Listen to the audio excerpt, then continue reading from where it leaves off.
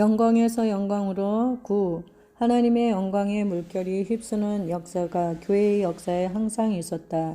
우리는 하나님이 무소부재하시며 하나님의 임재가 항상 우리와 함께 하신다는 것을 안다. 그러나 내가 말하는 영광이란 하나님의 나타난 임재이다. 그것을 통해 하나님께서 선하심을 계시하시거나 표적과 기사를 통해 하나님의 능력을 나타내신다. 오늘날 우리는 그것을 부흥이라고 부른다. 나는 부흥을 일으키시는 결정을 성령께서 주권적으로 하신다고 믿는다. 그러나 앞장에서 논의했듯이 우리가 하나님께 부르짖고 기도하며 갈급함을 가짐으로써 하나님 나라를 도래시킬 잠재성이 있다고 믿는다. 지난 수천 년 동안 그렇게 해서 부흥이 일어나는 것을 교회는 목격해왔다. 하나님께서 성령의 물결을 연이어 반복해서 부어주셨다. 지난 세기 후반부에 있었던 다음의 예들을 생각해보라. 1948년에 캐나다에서 늦은 비 운동이 시작되었다. 많은 치유사역 전도자들이 고든 린지와 치유의 음성 운동하에 연합해 나갔다. 오랄 로버츠, 윌리엄 브레넘 등이 거기에 포함된다. 1958년에 캘리포니아주 벤 루이스에서 드니스 베네델에게 하나님께서 임하셨다. 그것은 은사주의 운동의 시작으로 이어졌다. 1967년에 지저스 피플 운동으로 부흥이 임했다. 척 스미스와 갈보리 채플이 그것을 이끌었다. 1971년에 새로운 정점에 이르렀을 때 그 운동은 타임지 표지에 실리기까지 했다. 1982년에서 1986년에 존 님버는 플로우 신학교에서 경이적인 강의를 했다. 그것은 애너하임 빈야드의 표적과 기사와 교회 성장이었다. 그것으로부터 또 다른 영광의 물결이 임했다. 피터 와그너는 그 운동을 한 세기 동안 지속된 부흥 중에서 제3의 물결이라고 불렀다. 피터 와그너가 생각한 제1의 물결은 1906년 아주사 거리 부흥이었고 제2의 물결은 1958년의 은사주의 각성이었으며 그것이 지저스 피플 부흥으로 이어졌다고 그는 봤다. 그리고 제3의 물결은 1980년대에 존 님버와 함께 시작된 운동이었다. 하나님께서 영광의 물결을 연달아 보내주시면서 하나님의 선하심과 능력을 나타내시기 때문에 우리가 그때마다 그 부흥의 물결을 타는 것이 가능하다. 이제 우리가 그렇게 영광에서 영광으로 이르는 것이 하나님의 뜻이라는 것을 살펴보려고 한다. 영광에 관한 성경의 원리. 하나님의 백성이 영광에서 영광으로 나아간다는 성경 말씀의 원리를 살펴보고자 한다. 다음 본문은 구체적으로 개인의 변화에 대해 언급하지만 부흥에도 적용되는 원리를 담고 있다. 돌에 써서 새긴 죽게 하는 율법 조문의 직분도 영광이 있어 이스라엘 자손들은 모세의 얼굴에 없어질 영광 때문에도 그 얼굴을 주목하지 못하였거든. 하물며 영의 직분은 더 영광이 있지 아니하겠느냐? 정죄의 직분도 영광이 있은즉 의의 직분의 영광이 더욱 넘치리라. 영광되었던 것이 더 큰 영광으로 말미암아 이에 영광될 것이 없으나 없어질 것도 영광으로 말미암았은즉 길이 있을 것은 더욱 영광 가운데 있느니라. 고린도후서 3장 7절에서 11절. 바울이 여기서 언급하는 죽게 하는 율법 조문의 직분은 십계명이라는 율법하의 사역이다. 십계명만으로는 우리를 구원하지 못한다. 하나님의 은혜를 의지하지 않고 혼자서 십계명을 지키려 한다면 우리는 실패하고 말 것이다. 그러나 율법 자체는 영광스럽다. 그래서 십계명을 계시하실 때 하나님의 영광이 수반되었다. 여호와께서 모세에게 율법을 계시하실 때 여호와의 영광을 유형적으로 나타내셨다. 하나님의 나타난 임재가 너무나 강력해서 이스라엘 자손은 모세의 얼굴을 계속 볼 수 없을 정도였다. 모세가 여호와를 만난 후 영광이 그와 함께 했기 때문이다. 그래서 사람들이 모세의 얼굴을 베일로 가려야 했다. 그러나 모세의 빛나는 얼굴조차 결국은 점차 빛을 잃었다. 하나님의 영광, 즉 여호와의 실제적이고 유형적인 임재가 모세의 얼굴 위에 임했지만 시간이 흐르며 그것은 사라졌다. 구약에 의해서 너무나 생생히 묘사된 이 영광을 신약에서 우리가 그리스도와 함께 갖는 영광과 비교해 보고자 한다. 바울은 이 본문에서 죽음의 직분보다 더 영광스러운 영의 직분을 언급한다. 오순절 이후로 새 언약 하에서 하나님께서 모든 육체에 성령을 부어주신다. 단지 모세라는 한 사람에게만이 아니다. 그 부음에 연결되는 사람들은 하나님의 영광을 받을 수 있다. 구약의 선지자인 모세가 그런 영광을 가졌다면 예수 그리스도를 통해 하나님의 새 언약과 함께 임한 의의 직분은 구약의 직분보다 더 큰 영광을 가질 것이다. 죄와 사망에 대한 그리스도의 승리가 담긴 새 언약을 언급하면서 바울이 말했다. 하나님이 죄를 알지는 못하신 이를 우리를 대신하여 죄로 삼으신 것은 우리로 하여금 그 안에서 하나님의 의가 되게 하려 하심이라. 우리 모두는 예수 그리스도를 구주로 영접할 때 그분의 피로 의로워진다. 그리고 이제 우리는 모세보다 더 큰 영광 안에서 행할 잠재성이 있다. 왜냐하면 우리가 더 큰 새 언약을 가졌기 때문이다. 바울은 놀라운 성경 구절로 본문의 결론을 맺는다. 우리가 다 수건을 벗은 얼굴로 거울을 보는 것 같이 주의 영광을 보며 그와 같은 형상으로 변하여 영광에서 영광에 이르니 곧 주의 영으로 말미암음이라. 고린도 후서 3장 18절. 하나님의 원리는 우리가 영광에서 영광으로 이르며 그리스도의 형상으로 화하는 것이다. 그것은 예수님께서 재림하시거나 우리가 예수님이 계신 본향으로 돌아갈 때까지 다가오는 모든 부흥의 새 물결에 우리가 잠겨야 한다는 것이다. 나는 하나님께서 그것을 원하신다고 믿는다.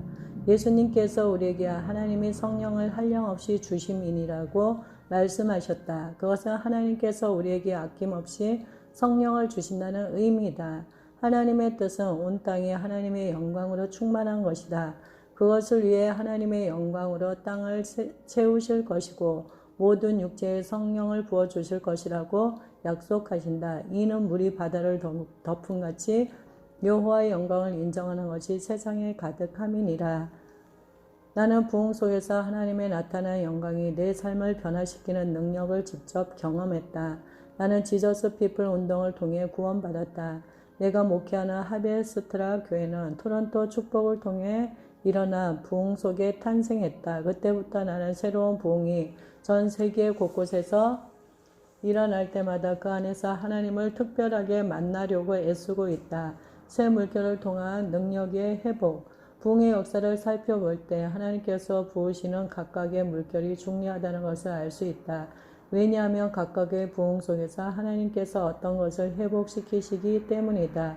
지난 반세기 동안 우리는 하나님께서 각 운동 안에서 사도, 선지자, 전도자, 목사, 교사의 오중 사역의 직분을 회복시키신 것을 볼 수 있다.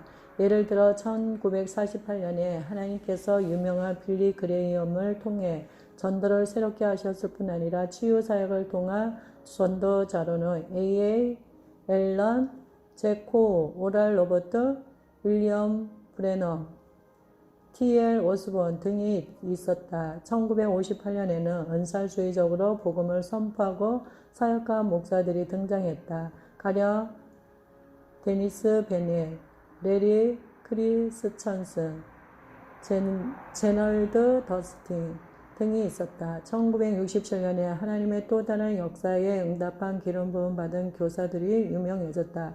그 중에는 척 스미스, 제네스 코플랜드, 잭 헤이포드, 데렉 프린스 등이 있었다. 1980년대의 제3의 물결 중에 하나님께서 예언자들을 일으키셨다. 그때 존 림버가 소개한 캔자스 시티 예언자들로는 폴 케인, 마이크 비클, 밥 존슨, 짐 골, 질 오스틴이 있다. 다른 예언자들로는 나의 친구이자 언약 형제인 루 앵글, 주안의 자매 신디 제이콥스, 제인 해먼, 척 피어스 등이 같은 시기에 등장했다. 1994년에 토론토 부흥으로 사도직이 회복되었고 많은 사도적 네트워크가 탄생했다. 그 중에는 존과 캐럴 아노트 부부의 출수 동력자들, 릭 조이너의 모닝스타, 빌 존슨의 글로벌 리거시, 하이디와 롤랜드 베이커 부부의 아이리스 미니스트리, 우리 교회의 하베스트 인터내셔널 미니스트리가 있다. 이제 2009년에는 회복된 5가지 직분이 결집되고 있다. 그래서 그리스도의 제자인 성도들의 몸을 통해 그것이 나타나고 있다. 평범한 평신도들이 무장되어 표적과 기사로 행하고 복음을 전하고 가르치고 교회를 개척하고 예언하고 말씀을 전하고 있다. 그것은 하나님의 백성을 완전히 탈바꿈시켜서 하나님의 일을 하고 하나님 나라를 세우게 하고 있다. 이와 같이 각각의 부흥의 물결이 하나님의 목적을 이루고 하나님의 영광으로 땅을 채우며 성령께서 모든 육체 위에 부어지는데 중요한 의미를 가지고 있다. 영광의 충만. 불행히도 부흥의 물결마다 비판자들이 뒤따랐다. 슬프게도 이전 역사의 리더들이 다음 물결의 리더들을 가장 강력하게 비판했다. 그러나 영광에서 영광으로 이르려며 가르침 받으려는 태도를 지키고 겸손히 행하며 하나님께서 새로운 부흥 속에 하고 계시는 일을 받아들이려는 자세를 가져야만 한다. 하나님의 길은 우리 길과 다르다. 만일 우리가 다 알고 이미 다 경험했다고 생각한다면 하나님이 싫어하시는 종교적인 영으로 행하는 것이다. 나는 1980년대에 이 중요한 교훈을 배웠다. 나는 그 전에 지저스 피플 운동 중에 구원받고 성령 세례를 받았지만 존 림버와 함께 일어난 부흥에 참여하지 못했다. 애너하임 빈야드의 부흥이 일어났을 때 내 마음속에 오만이 있었다. 그때 나는 패서디나에 있는 플러 신학교 학생이었다. 그때 교수이던 피터 와그너는 존 림버의 표적과 기사와 교회 성장 강의를 수강하라고 권했다. 그래서 나는 그 강의를 들었지만 그 수업 시간 내 표적과 기사가 일어난 것을 보았을 때 나는 이미 다 경험한 거야 라고 생각했다. 나는 어린 그리스도인일 때 워싱턴 DC에서 TAG라고 하는 그룹의 치유 사역을 감독한 적이 있었다. 그 사역에서 일어난 치유를 5년간 보았기 때문에 플러에서 본 기적들은 내게 새로운 것이 아니었다. 그러나 그런 태도를 갖는 것은 위험하다. 우리는 부흥에 무디어질 수 있다. 부흥을 조금 맛본 사람은 부흥에 대해 모든 것을 안다고 생각할 수 있다. 그래서 하나님께서 하고 계신 중요한 역사를 못 볼 수 있다. 나는 이미 다 알고 있다는 태도는 해로울 수 있고 하나님께서 우리에게 주고 싶어 하시는 온전함을 경험하지 못하도록 방해할 수 있다. 우리는 오만하거나 수동적이 되지 말아야 하고 하나님 앞에서 겸손하고 통회하는 마음을 가져야 한다. 만일 내가 빈야드에서 일어난 하나님의 부흥을 좀 더 잘 받아들였더라면 1980년대와 1990년대 초에 사역 및 개인적 삶의 어려움들을 그렇게 많이 겪지 않았을 것이라고 믿는다. 그러나 감사하게도 나는 그 실수에서 교훈을 배웠고 그 다음에 토론토에 하나님께서 성령을 부으셨을 때 그 영광의 물결에 뛰어들기를 주저하지 않았다. 하나님의 은혜로 나는 그때 이후로 그 부흥의 강 속에 계속 머물고 있다. 이제 나는 새로운 부흥이 일어나는 것을 보면 더 이상 나는 이미 다 알아 라는 생각을 하지 않는다. 오히려 나는 더 많이 받으려는 자세를 갖는다. 나는 이렇게 생각한다. 또 다른 물결이 다가왔어. 나는 이 특별한 영광에 푹 빠질 거야. 이 물결을 타다가 다음 물결을 타고 그 다음에는 또 그 다음 물결을 탈 거야. 나는 예수님께서 다시 오시거나 예수님께서 나를 분향으로 데려가시는 그날까지 이 물결에서 다음 물결로 계속 부흥의 영광의 강 속에 머물기로 결단하고 헌신했다. 역대하 16장 9절에서 말씀한다.